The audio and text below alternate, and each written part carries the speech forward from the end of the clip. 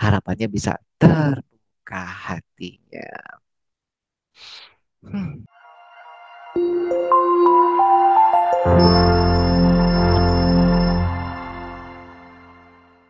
Mengapa banyak rumah sakit yang kesulitan? Susah melakukan discharge planning. Kalau tadi ilmunya ya, wah, tentang materinya sedikit aja saya kilas. Tapi kenapa sih kok banyak sulit ya? Susah dok, di rumah sakit lain saya sudah cari-cari beberapa contoh, sudah keliling ke beberapa tempat ya. Masih banyak yang kesulitan, bahkan belum memulai ya. Karena nggak ngerti apa itu discharge planning ya.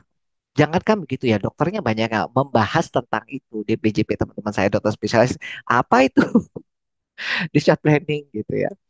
Nah, yang pertama adalah karena discharge planning itu dianggap kurang penting ya dibandingkan admission untuk administrasi itu masuknya rawat inapnya. Jadi kita lebih fokus pada di depan tapi nggak fokus di belakang. Jadi konsentrasinya lebih ke bagian depan bukan di belakang, kepulangan. Jadi targetnya selalu berapa nih pasien yang dok pasiennya masuk banyak dok, OB-nya banyak dok, capek dok, OB-nya banyak tapi lupa ya kapan berapa jumlah pasien yang KRS. Nah, ini yang kurang. Jadi seringkali memang begitu yang kita laporin jumlah pasien yang baru, jumlah pasien UB. Jadi kadang aduh dok kemarin capek dok OB-nya banyak, OB-nya banyak ya. Orang baru istilahnya ya. Apalagi kalau di UGD, oh gara-gara kamu jaga selalu ini pasiennya selalu rame, pasiennya banyak. Nah, tapi nggak fokus. Janganlah kita omongin gimana caranya supaya pulangnya itu banyak gitu loh. Karena kepulangan itu bisa lebih kayak kita rencanakan. Kalau kedatangan kan nggak, kadang bisa kita rencanakan sebagian untuk yang elektif, tapi yang untuk emergency kan nggak bisa kita rencanakan ya. Oh, kedatangannya itu sifatnya natural. Nah, kalau yang elektif itu artificial, bisa kita rencanakan. Tapi banyak juga perilaku dokter-dokter yang nggak paham ya. Ini mestinya operasi elektif, tapi di seakan-akan dijadwalkan sembarangan sehingga terkesan emergency. Jadi nambah-nambahin tuh ya. Nah, kalau misalnya kedatangan itu, makanya kan ada gara-gara kamu sih nggak keramas, jadinya pasien tuh rame. Setiap jaga sama kamu pasien rame. Nah, kalau kepulangan itu sebenarnya kita itu bisa mengupayakan mau Anda keramas nggak keramas, mau dia ada atau enggak, itu kita bisa rencanain loh gimana kalau supaya pasien itu bisa pulang seoptimal mungkin jumlahnya sehingga akan lebih banyak bed yang siap untuk pasien berikutnya. Nah, ini uh, dalam ya. Nanti suatu saat saya ulang, ulang, ulang terus nanti lama-lama ada terhanyut dengan apa namanya istilahnya esensi ini. Oh gitu dok. Iya. Jadi kita itu kalau misalnya melakukan discharge planning yang optimal, efektif, efisien, kita itu membantu di depan supaya mengarik pasien-pasien itu ke belakang, ke rumah sakit kita. Ya. Jadi kenapa rumah sakit yang penuh-penuh, rame-rame, kok sekali lagi ya duitnya nggak ada, apalagi di era JK ini bisa jadi karena yang masuk itu sebenarnya nggak sebanding dengan yang stay lama di rumah sakitnya. Jadi yang bikin penuh adalah orang-orang yang mestinya bisa pulang tapi nggak pulang-pulang. Yang kedua, karena kurang dapat perhatian ya di chat planning. Jadi rumah sakit itu kesulitan melakukannya. Jadi karena nggak dapat perhatian, jadi ya nggak pernah atau jarang atau sebodoh amat ya atau ada yang nulis atau yang nggak nulis atau tanggal yang tertulis itu nggak pernah jadi kayak semacam acuan atau indikator untuk keberhasilan program discharge planning. Jadi karena nggak pernah dapat perhatian maka ya itu nggak pernah nulis tanggal KRS-nya. KRS itu keluar rumah sakit ya. Tanggal MRS kan ditulis di depan. Ya, masuk tanggal sekian. Tapi KRS, karena ini kita bicara rencana, itu nggak pernah ditulis di depan. Tulisnya pada saat memang pasien udah pulang. Ya, pada namanya rencana itu nulisnya di depan. Rencana, rencana gitu ya. Nah, jadi kalau misalnya Bapak Ibu, misalnya mau punya rencana, mau pergi, pasti kan rencananya sekarang, perginya baru mungkin besok, lusa, atau seminggu lagi. Kalau rencana pulang, tapi kan harus ditetepin dulu kapan pulangnya. Nah, untuk bisa rencana itu berjalan sesuai dengan yang direncanakan, diharapkan sesuai yang direncanakan, maka tanggalnya itu harus ditulis, kapannya dia pulang itu harus ditulis dulu supaya kita komitmen ya. Jadi kan ya kayak misalnya ini webinar ini direncanakan kemarin ya. Maka ya sudah harus saya tulis kemarin, saya umumin kemarin untuk rencana ini hari ini. Nah, maka kalau kita juga mau rencanakan pulang ya harus jelas dulu kapan pulangnya dan ditulislah itu kepulangannya. Nah, seringkali karena nggak dapat perhatian ya nggak pernah boro-boro kita mau ngerencanain ya pulangnya kapan aja kita nggak tahu dan nggak pernah tertulis. Jadi akhirnya nggak pernah dapat perhatian. Yang kedua, kita itu karena sering kali nggak dapat perhatian, kita nggak merasa bahwa pasien tuh pulang pagi, pulang sore, pulang malam itu ya bodo amat, pokoknya pulangnya besok. Padahal sebenarnya itu ada konsekuensinya. Misalnya nih ya Bapak Ibu, dokternya bilang ini pasien boleh pulang besok. Kira-kira kalau suruh pilih, Anda suruh milih ya. Besok itu Anda milih pagi, siang, sore, apa malam? Nah, kalau pasiennya dibilangin begitu, pulang besok, kira-kira pasiennya itu bakal milih pagi, sore, siang, atau malam. Ya.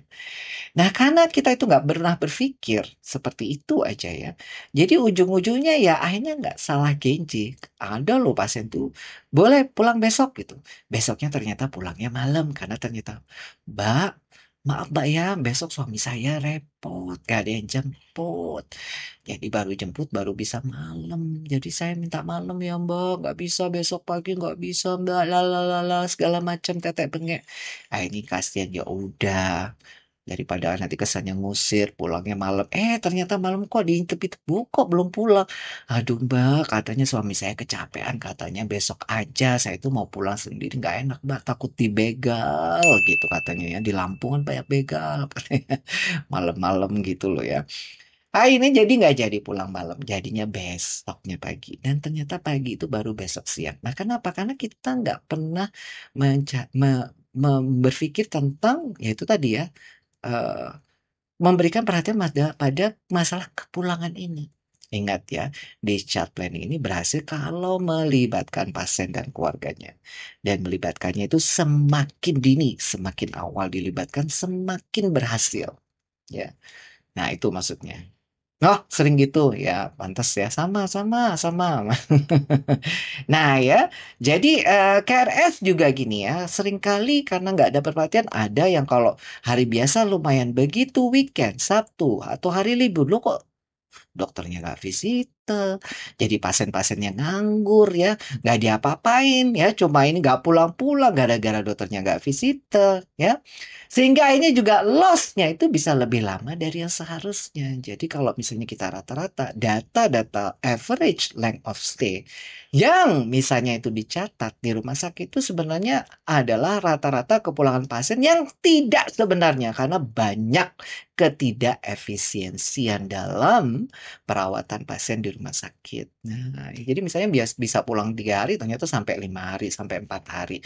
Nah, data 4 hari, 5 hari itu yang dihitung sebagai average length of stay. Di ujung-ujungnya adalah kita tuh harus sama. Ya, karena ini rencana kepulangan. Kalau UGD itu pasien masuk ke UGD itu adalah bukanya 24 jam, nggak mengenal hari libur, nggak mengenal hari cuti, nggak mengenal lebaran, nggak mengenal Jumat Kliwon, nggak mengenal bulan purnama misalnya ya. Lah kenapa kok kepulangan pasien tuh harus terhambat karena dok libur, dok dokternya nggak masuk, dok ini karena begini begitu. Jadi Sabtu Minggu karena ini hari hari apa namanya hari cuti bersama. Nah yang nggak fair untuk rumah sakitnya, kasihan rumah sakitnya ya.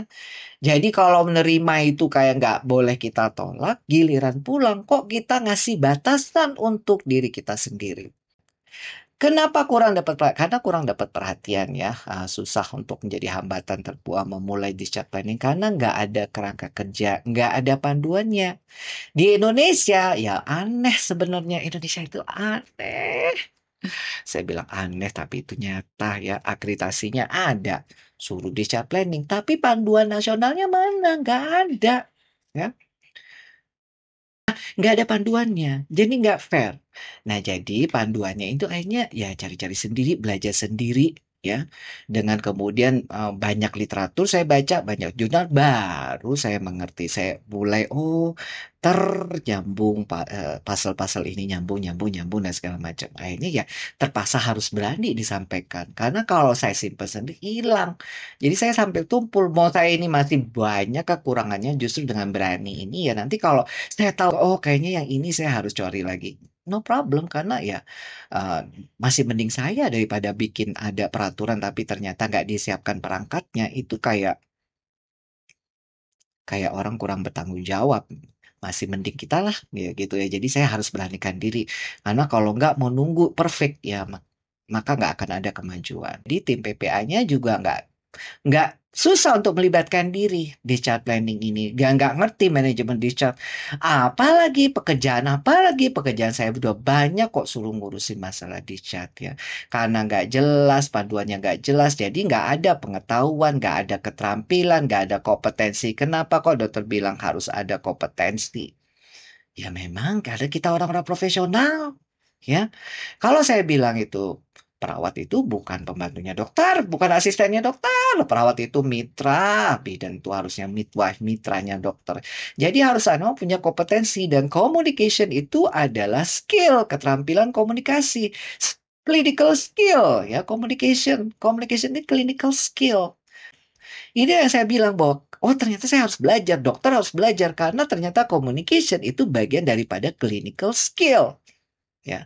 Sementara kalau kalau misalnya sebagus apapun dokter, sepintar apapun saya sampaikan materi kemarin ya, saya sepengalaman apapun saya itu kalau mau pasiennya itu nggak setuju, ya maka nggak bisa. Misalnya kurang dapat pelatihan karena ya karena nggak punya keilmuan. Ya. Sekarang kalau nggak punya ilmu, jadinya takut-takut karena nanti jangan-jangan nggak ada safety untuk pasien ya untuk manajemennya. Jadi juga karena nggak ada keilmuan, mau gimana mau ngelibatkan kalau kita itu nggak punya ilmu. Sementara nggak semua pasien kita itu bego. Ada pasien-pasien ya orang-orang punya pendidikan ya. Kalau levelnya kita itu mau rumah sakit yang maju, masa yang ngurusin orang-orang maaf-maaf ya ekonomi yang kelas 3 aja gitu ya. Pasti kan ya orang-orang VIP, orang-orang dari perusahaan yang punya pendidikan tinggi. Ya kalau kita nggak punya ilmu ya ketawa orang-orang itu kita ngomong belapotan gitu ya. Kita ngomong tuh nggak ada isinya, cuma modal tampang doang, modal seragam doang. Nah, makanya juga ketakutan tuh seperti karena saya itu dulu dulu ya waktu saya direktur saya sempat mengalami periode-periode ketakutan ketakutan untuk diminta bertanggung jawab karena jadi direktur. Ternyata menjawab dari ketakutan itu adalah dengan belajar, komitmen belajar. Bukan kita nantangin ya, tapi ternyata hukum itu adalah bisnis ketakutan. Semakin takut, semakin nggak tahu ilmu, semakin dan tanda kutip kita itu akan semakin mudah ya menjadi korban yang nantinya itu ya akhirnya jadi kembali ke kita itu kualitas mutu pasti akan jelek karena kita jadi burn out, banyak pikiran, stres dan sebagainya. Jadi Dokter Adi, teman saya, apa mentor saya juga yang gara-gara saya membersamai beliau ya, terus saja selama hampir 3 tahun ini tentang masalah hukum, menginspirasi untuk para para dokter. Itu kepercayaan saya itu bisa meningkat double, double, bukan hanya double, triple ya. Terutama juga kepercayaan saya dalam menyampaikan ini. Kalau mungkin ada yang pernah mengikuti materi saya tentang NPP, mungkin 3 tahun yang lalu. Kan saya lihat sendiri videonya. Ya ampun, itu kayak orang desa. Duh, pokoknya kayak, ih, saya itu sampai merinding sendiri. Nekat itu modal nekat ya. Saya modal nekat, modal kayak nggak tahu diri, ya berani yang ikut tuh 1.000 orang dari seluruh Indonesia. Mungkin setelah itu saya dicela ini siapa dokter gila itu membawakan untuk 1.000 orang dengan tampilan kayak gitu dengan tapi akhirnya ya sudahlah. It- yang lalu itu membentuk saya yang sekarang. Jadi kalau Bapak Ibu mengikuti saya, perjalanan saya ya yang 3 tahun yang lalu, mungkin kalau lihat videonya kaget. Ah, ya. Sebelumnya saya jadi direktur tuh nggak ada alasan untuk ngasih materi apa. Direktur tuh cuma ngasih sambutan. Coba saya sebelum jadi dokter tuh sudah jadi MC. Jadi cuma modal bisa tampil di atas panggung, ngomong jadi MC, lucu-lucuan kayak gitu. Tapi kalau ngasih materi kayak gini yang berbobot untuk komunitas medis ya, itu nggak pernah ada di bayangan saya. Ya, apalagi sampai harus bikin YouTube itu kayak sesuatu yang nggak mungkin. Nah, tapi ternyata dengan keikhlasan hati, komitmen hati bisa. Walaupun saya belum merasakan dapat sesuatu yang wow gitu ya. Ya udah dijalani terus saja. Tapi saya merasakan value saya bertumbuh. Nah, ini jadi akhirnya saya bisa memaknai. Nah, saya meyakini materi kali ini mungkin gimana dok caranya untuk jalan. Ingat ya, paling nggak untuk diri kita sendiri dulu. Coba untuk satu kasus dulu. Untuk yang Anda bisa dulu. Jangan langsung mikir yang besar. Ya, seperti saya dulu waktu 3 tahun yang lalu, wele saya tuh wele. Jadi harapannya nanti dikerjakan satu pasien dulu ya. Kerjakan dan lakukan ya. Yang kira-kira Anda mampu. Jangan yang ambil yang sulit. Yang kira-kira saya bisa relate dengan kondisi saya sendiri. Dan kemudian cari kolaborasi dengan tim. Cari dokter yang kira-kira baik ya. Cari kalau farmasi nih ayo dilibatkan. Apa namanya gizi nanti dilibatkan. Ini dilibatkan. Coba bikin satu tim yang solid. DPJP yang kira-kira diajak kerjasama itu enak. Ya. Jadi nggak usah mikir yang besar dulu. Kira-kira yang kalau kita ada keliru-kelirunya DPJP-nya masih oke lah, baik lah gitu ya. Jadi nanti bisa jadi tim yang percontohan yang solid. Nah, setelah itu barulah dipresentasikan ke direktur, misalkan. Keberhasilan tim kami untuk melakukan discharge planning dengan tim DPJP, dokter Hedi Mulyadora, itu ada yang ngikutnya sampai apa ya saya. Perawat ini, MPP ini, misalnya gizi ini, farmasi ini. Nah, pasien ini tepat waktunya, sesuai dengan direncanakan, kepulangannya, berhasilannya seperti ini. Nah, karena nanti kita bisa pakai hukum Pareto. Hukum Pareto itu 80-20 ya. Jadi sebenarnya semua yang kompleks itu bisa disederhanakan dari 80% kebanyakan pasien kita punya. Tuh ya.